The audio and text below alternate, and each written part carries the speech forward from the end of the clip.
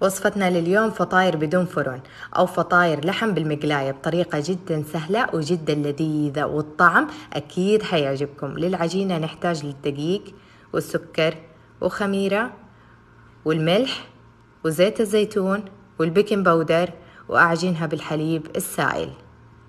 أسيب العجينة ترتاح وأبدأ أجهز اللحمة المفرومة. زيت وبصل وأقلبهم، أضيف عليهم اللحمة المفرومة وأقلبها لحد ما تبدأ تستوي. أضيف الطماطم والبقدونس وبهارات معاها ملح وأقلبها لحد ما تنشف مويتها. أقسم العجينة وأفردها على الدقيق، لازم تكون رفيعة، وأضيف من حشوة اللحمة وقطعة تانية من العجينة وأقفل الأطراف، وعلى المقلاية مدهونة بالزيت، وأوطي النار وأقفلها وأقلبها على الجهة التانية. وبكذا الفطاير اللحم تكون جاهزة معاكم، وأكيد ما تحلى غير مع دبس الرمان وعصرة ليمون، لازم تجربوها. وصفتنا لليوم مكرونة النجرسكو بطريقة جدا سهلة وجدا لذيذة، ما أوصف لكم قد إيه يا جماعة، من جد المكرونة لذيذة وخطيرة. زيت ودجاج وأقلبهم لحد ما يتغير لونه، وأضيف عليه البصل والثوم وأقلبه، وأضيف الفلفل الألوان اللي متوفر عندكم، والذرة وملح وفلفل أسود وبابريكا وزعتر بري، وأقلب كل هذه الأشياء. للصوص الأبيض حنحتاج حليب سائل، أضيف عليه الدقيق والزبدة وأقلبه، أضيف عليه الملح والفلفل الأسود والجبنة وأقلبه لحد ما يثقل معايا الخليط. سلقت المكرونة، لا تسلقوها مرة كثير. ويلا نجهز الصينية. في البداية الصوص الأبيض والكاتشب، ممكن تستبدلوا الكاتشب بصوص البيتزا، والمكرونة وخلطة الدجاج والصوص الأبيض والكاتشب مرة ثانية، وآخر شيء تكون طبقة الصوص الأبيض ورشة من الجبنة والزعتر البري، وعلى الفرن.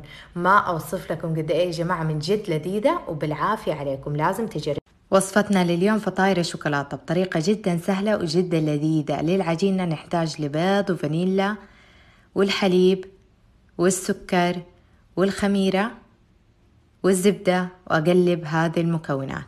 أضيف عليهم الدقيق وأبدأ بالعجن. تكون العجينة مرة طرية ولينة. أسيبها ترتاح حوالي 20 دقيقة، وبعد ما ارتاحت أبدأ أقسمها بهذا الشكل. ما تحتاج فرادة، بيدكم تفردوها. أحشيها بالشوكولاتة وأقفلها وأشيل أي زوايد منها من العجينة. أنزلها على ورق الزبدة في الصينية وأسيبها ترتاح 20 دقيقة كمان. أدهنها بالبيض وبالحليب وعلى الفرن. وبعد ما طلعت من الفرن ما أحكي لكم قد إيش طرية وهشة ولذيذة.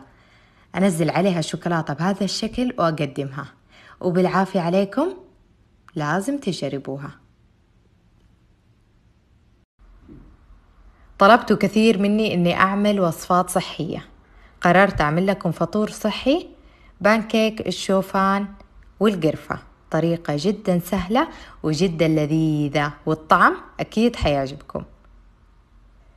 للبانكيك حنحتاج شوفان كامل للحبة 1.5 كوب، أضيف عليهم الحليب والبيض والفانيلا، ممكن تستخدم البودرة، وظرف سكر وقرفة وبيكنج باودر ورشة صغيرة من الملح. أخلط كل هذه المكونات، وعلى صاج حامي أنزل البانكيك، وبكده البانكيك جاهز معايا. أقدمه مع الفواكه وأكيد العسل، وبالعافية عليكم، لازم تجربوها. وصفتنا لليوم الكاتمير التركي بطريقة جدا سهلة وجدا لذيذة، والطعم أكيد حيعجبكم. نحتاج لعجينة الكولاج أو عجينة البقلاوة، أدهنها بالسمنة، وطبقة كمان من العجينة أدهنها كمان بالسمنة، رشة من الفستق المطحون، وملعقة من سكر البودرة والقمر أو القشطة، ورشة كمان من الفستق. قفلت عليها العجينة بهذا الشكل بشكل مربع، وأدهنها بالسمنة، وعلى صينية مدهونة بالسمنة، وعلى الفرن تتحمر من الجهتين.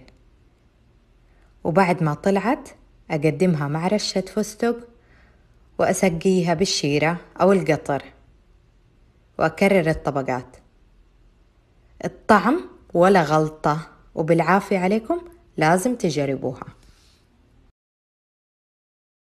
وصفتنا لليوم رز بالحمص، طريقة جدا سهلة وجدا لذيذة. حستخدم رز تاج محل وارد الفارس، رز مزة حبة طويلة نثري وما ينكسر، ويجي كمان منه رز عنبر. في البداية حسلق اللحم بالموية وأرفع عنه الزفرة بعد ما يغلي، أضيف عليه البهارات الصحيحة والبصل وأسيبها تستوي بالكامل. زيت وبصل وأقلبه، أضيف عليه الثوم وأقلبه، أضيف عليهم البهارات والنخي أو العدس الأصفر المسلوق واللحم بعد ما استوى بالكامل، وأنزل عليه الرز تاج محل. شوفوا حبته ما شاء الله، أقلبه وما ينكسر معايا أبدا. أضيف عليه مرقة سلق اللحم بعد ما ملحتها، أوطي النار وأسيبه يستوي. وشوفوا بعد ما استوى ما شاء الله كيف حبة الرز طويلة وبيضة. أقدمه مع سلطة الطحينة وبالعافية عليكم، لازم تجربوه. وصفتنا لليوم البوريتو بول، من الأطباق المكسيكية اللي من جد أعشقها. قدمتها بالجمبري، تقدروا تقدموها بالدجاج أو اللحم. في البداية حتبل الجمبري بمجموعة من البهارات، هكتب لكم هي بالكامل تحت. للصوص الجواكامولي نحتاج الأفوكادو المستوية، أضيف عليها الكزبرة والطماطم والبصل الأحمر وعصرة ليمون ورشة ملح، وأهرس كل هذه الأشياء.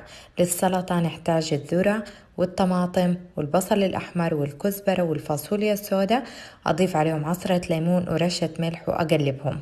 أحتاج لرز مستوي بالكامل، أضيف عليه الزبدة والكزبرة وأقلبه وهو حار. شويت الجمبري ويلا نجهز الطبق. في البداية حنضيف الرز، أضيف عليهم السلطة الطعمة والجمبري اللي تبلناه وشويناه والصوص الجواكامولي والسوار كريم.